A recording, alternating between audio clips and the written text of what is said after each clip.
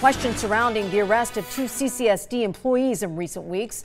Both of these men working for the district for less than a year, and both with histories that led to questions about how they got hired here. 13 Action News reporter Brian Callahan now joins us live with the latest on James Russell's background, and also, Brian, the law is meant to protect students. Yeah, this is the letter a Michigan school sent to parents detailing the previous investigation into concerns about Russell's relationship with a student last year. But the school district that eventually let him leave didn't disclose that investigation until yesterday, 3 days after he was arrested here.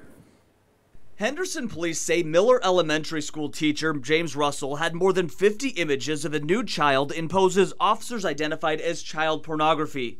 That child was later identified as his son. This is about keeping predators away from children. Terry Miller is the president of Sesame, a group working to prevent teachers accused of sexual misconduct from slipping through the cracks. Her group is working to pass the Sesame Act across the country to make sure schools get accurate background information. That law passed in Nevada 2 years ago. The Sesame Act mandates a thorough employment history review. This law requires applicants to disclose any investigations, resignations, or firings for sexual misconduct. The school in Michigan where Russell worked as a principal until last year acknowledged they decided to relieve him of all duties. His superintendent saying this after an investigation into concerns about Russell's relationship with a student did not find evidence to charge Mr. Russell criminally.